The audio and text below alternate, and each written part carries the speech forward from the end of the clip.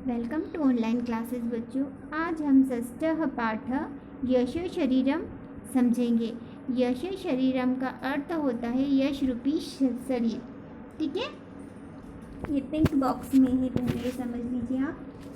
संसारे बहवः जनाः जन्म ग्रहन्ति किन्तु तेषु अल्पजनाः एव संसारे ख्यातिं प्राप्य यशो लभन्ते।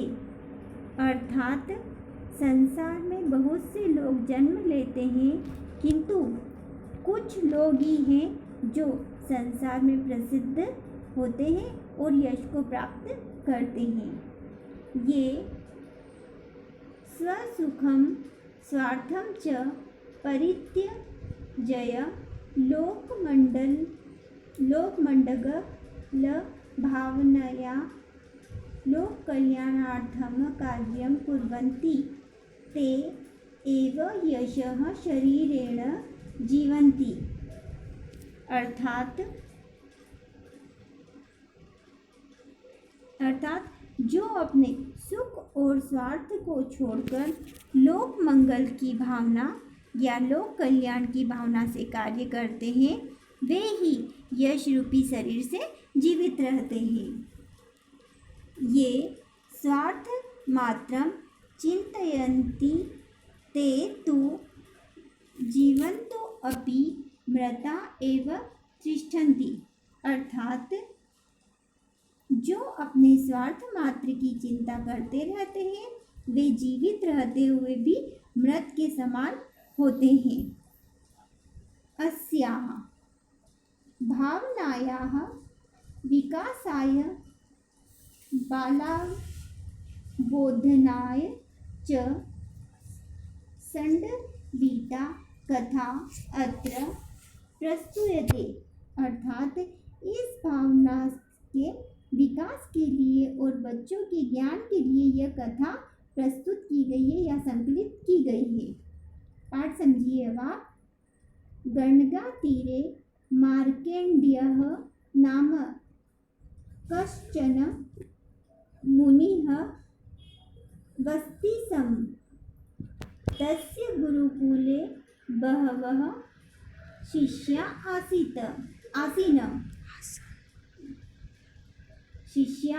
आसन्। वासुदेवः तस्य प्रिय शिष्य। अर्थात गंगा के किनारे मार्केंडेय नाम के कोई मुनि रहते थे।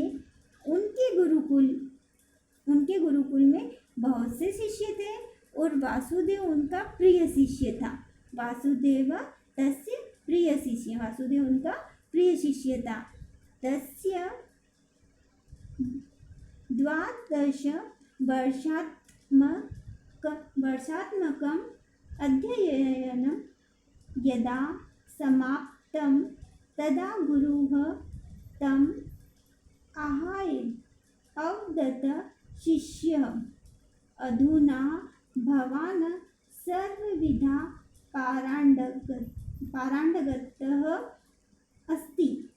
अर्थात वासुदेव उनका जो प्रिय शिष्य था, उसकी 12 वर्ष के अध्ययन का कार्य समाप्त हो गया था। अध्ययन के समाप्त होने पर जब गुरु ने उसे बुलाकर बोले, वे हे शिष्य, अब तुम, है ना, बुलाकर वो बोले कि अब आप समस्त विद्याओं में निपुण हो। इस तरह से वे बोले, पारंगत यानी निपुण हो। अतः इतः परं स्वग्रामं गन्तुम् अर्हति। भवान् गमनात् पूर्वं भवतः द्वारकापुरस्य देवराजस्य गृहं दृष्ट्वा आगन्तव्यं, किन्तु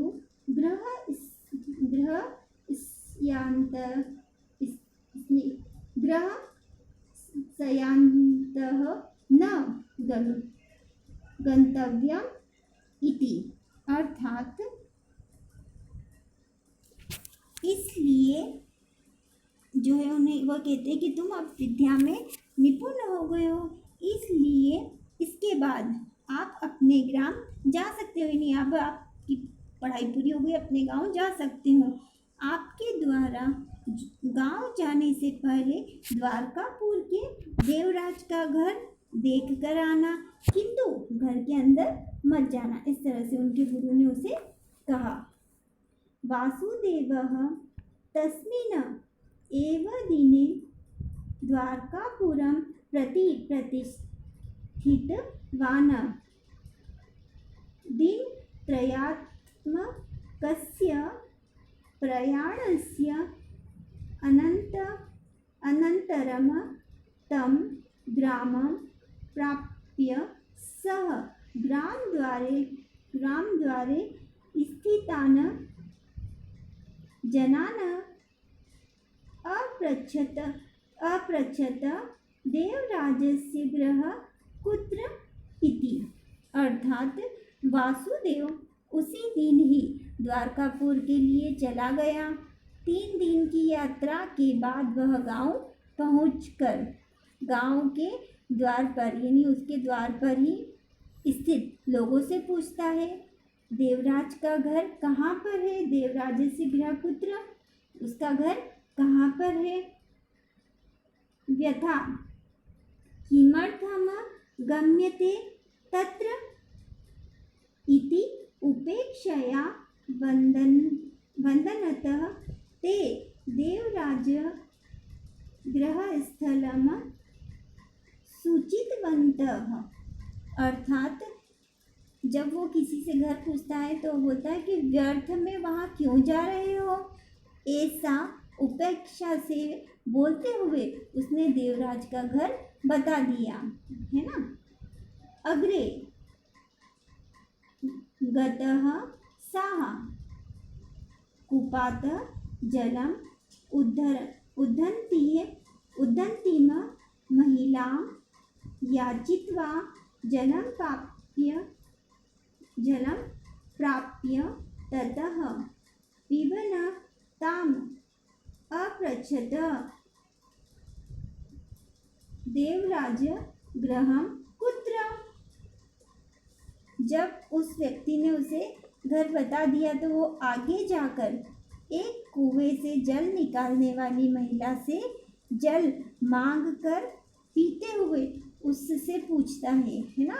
उस महिला से जल मांगता है और पानी पीते हुए पूछता है, देवराज गृह कुत्र, कि देवराज का घर कहाँ पर है।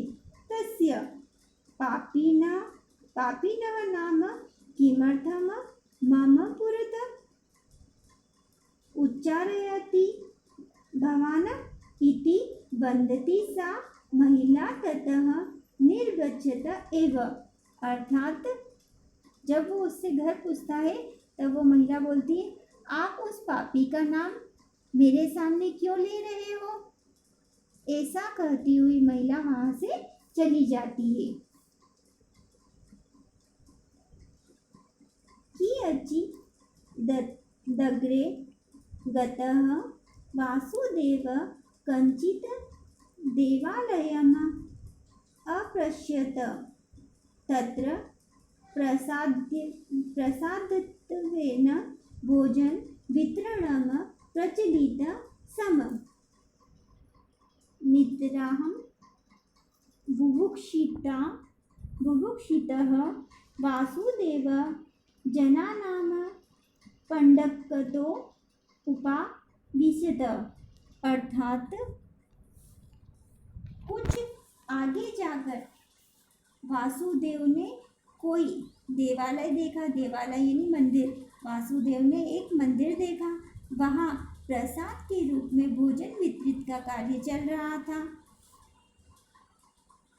कुछ उसे भी अधिक भूख लग रही थी, वासुदेव को भी बहुत जोर से भूख लगने लगी थी, है ना। तो वह भी उन पंक्ति में जाकर बैठ गया जहाँ पर भोजन खिलाया जा रहा था, तो उन पंक्तियों में वह भी बैठ गया। भोजन समये स्वप्राश्रये उपविष्टवन्तं किञ्चित् जन्म अपृच्छत वासुदेवः देवराजस्य किम धनिका। भोजन के वह पंक्ति में बैठ गया और भोजन के समय में अपने पास बैठे किसी व्यक्ति से वासुदेव ने पूछ लिया कि देवराज क्या कोई धनी व्यक्ति है। उसके पास में जो बैठा था उस व्यक्ति से उसने पूछ लिया कि देवराज कोई धनी व्यक्ति है। तदा सह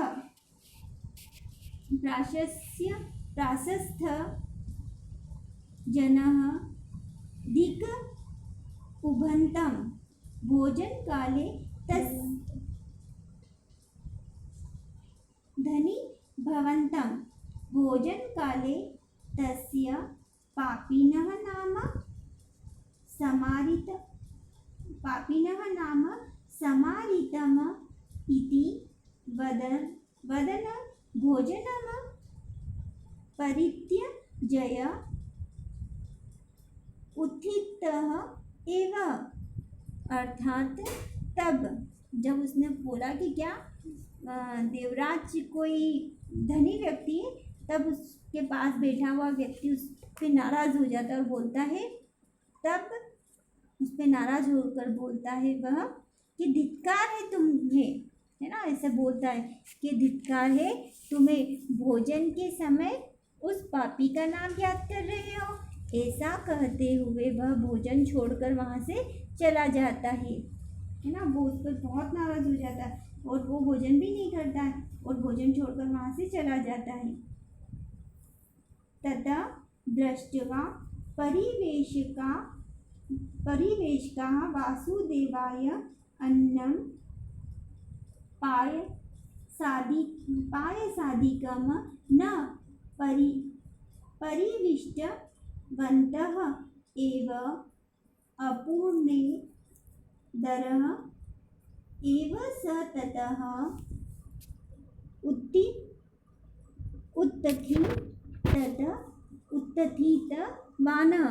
अर्थात जब वो भोजन छोड़कर चला जाता है तो ये सारी बातें जो है, वो जो भोजन परोस रहा था वो व्यक्ति देख रहा था। वह देखकर खाना परोसने वाले व्यक्ति ने वासुदेव को अन्न और खीर भी नहीं परोसी और वह वहाँ से भूखा ही खड़ा हो गया और वहाँ से भूखा ही उसे जाना पड़ा।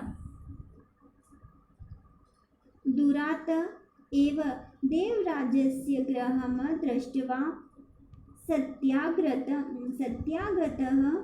सः दिनद्वयस्य अनन्तरं गुरुकुलं प्राप्तवान्। गुरुतें पुनः अवदत् रामनाथपुरं गत्वा रामदेवस्य गृहं ज्ञात्वा आगन्तव्यम् इति।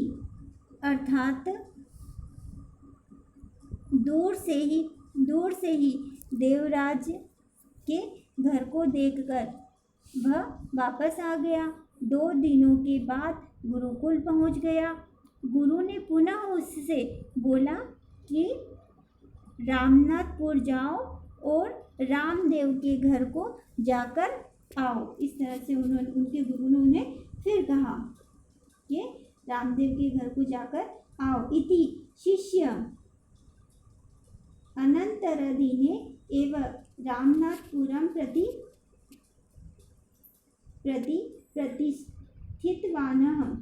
प्रतिष्ठितवान्। मध्ये मार्गे तेन सोमपुरं प्राप्तं। तत्र स्वगृहस्य पुरतः उपविष्टां काञ्चित् मातरम् अवदत् सः अम्ब किञ्चित् जलं ददातु इति।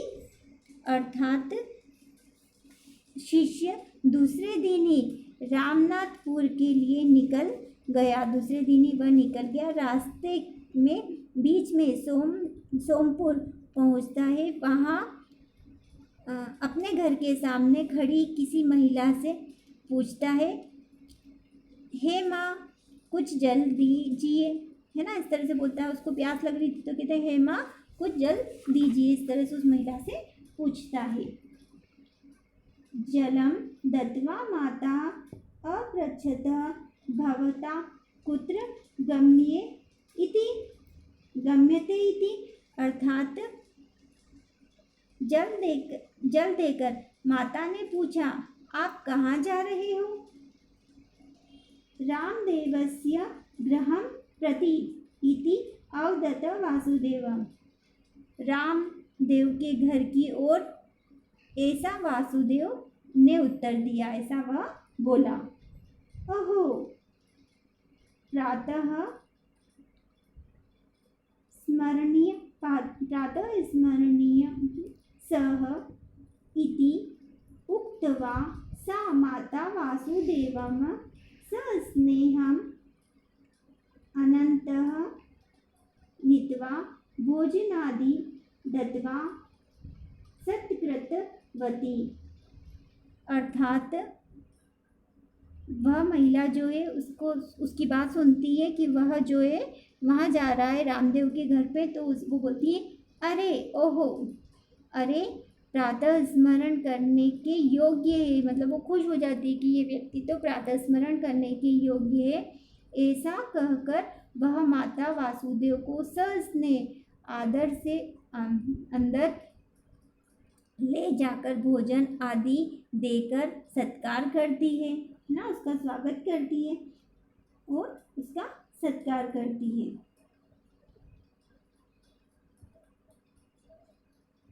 इस तरह से वो उसका स्वागत करती है। इति ततः निर्गत वासुदेव नाम्नात् पुरा प्रायः रामदेवस्य गृह कुत्र इति किंचित अपृच्छत, सः अपि सत्कृत्य स्वयम् आगत्य रामदेवगृहं प्रादर्शयत्। दूरात् एव ततः दृष्ट्वा वासुदेवः गुरुकुलं प्रत्यगच्छत्, अर्थात जब वो माता उसको सजने भोजन वगैरह करती है, सत्कार करती है, फिर वहाँ से निकल कर वासुदेव ने रामनाथपुर पहुँच जाता है। और रामदेव का घर कहाँ है ऐसा फिर किसी व्यक्ति से पूछता है। उसने भी सत्कार कर उसका स्वागत किया और वह खुद देव जो है रामदेव के घर को दिखाकर आ गया, मतलब उसने भी उसका स्वागत किया और उसको रामदेव का घर दिखाया। दूर से ही वह देखकर वासुदेव गुरुकुल की ओर लौट आया। ठीक है, आगे का पार्ट मैं आपको अगली वीडियो में समझाऊंगी।